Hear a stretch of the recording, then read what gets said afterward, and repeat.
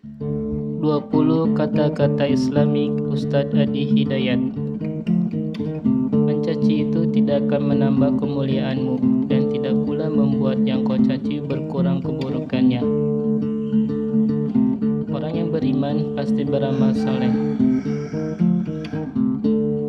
Kita tidak tahu siapa yang akan mendapatkan hidayah, tetapi kita bisa terus berdoa kepada Allah. Syarat masuk surga bukan harta dan kedudukan, tetapi adalah keimanan dan amal soleh. Kalau Anda mendapatkan tingkat kekayaan dan merasa kaya dengan itu, Anda belum bebas dengan persyaratan masuk surga. Belum tentu harta menjadi jaminan masuk surga. Tidak ada status apapun di dunia yang memengaruhi seseorang masuk surga. Jaminan Allah bagi orang yang salat tahajud, disukseskan karir dan dimudahkan pekerjaan, dibimbing mengawali aktivitas, diberikan solusi terbaik ketika terkena masalah, ditolong Allah tanpa perantara.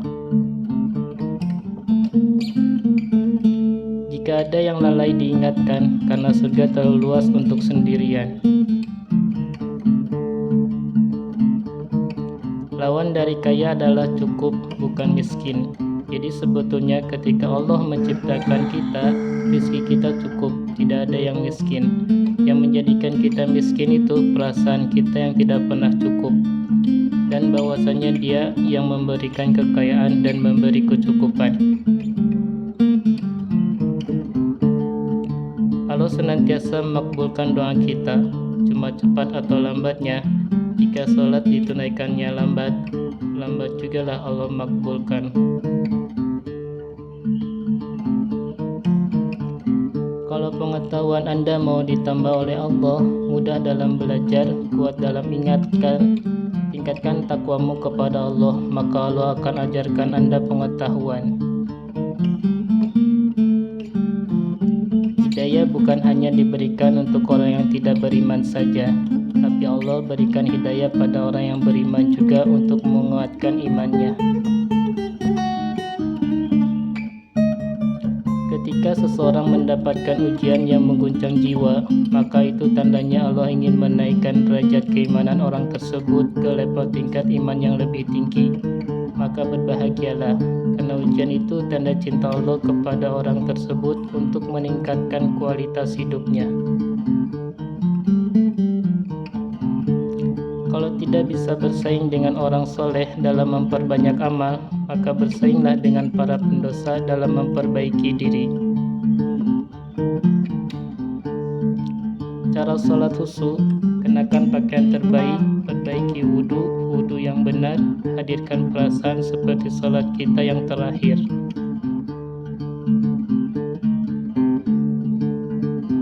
Sudahkah kita mengerti dari sekian ribu salat yang kita tunaikan, berapa persen yang kita paham artinya? Jangan-jangan kita salat tapi tidak tahu artinya. Bagaimana bisa khusyuk kalau kita tidak mengerti apa yang kita lakukan? Nabi yang sudah jelas surga saja bangun malam untuk tahajud hingga bengkak-bengkak. Anda sementara yang surganya tidak jelas, amalan berantakan, hisabnya menegangkan, namun masih merasa aman dengan amalnya. Kunci dari semua hal adalah sholat. Kalau kita masih sering berbuat salah, maka ada yang salah dalam sholat kita. Yang terlihat sedikit bisa jadi berkahnya melimpah, makanya jangan bosan bersyukur, biar nikmatnya ditambah. Sudahkah kita mengerti dari sekian ribu salat yang kita tunaikan, berapa persen yang kita paham artinya?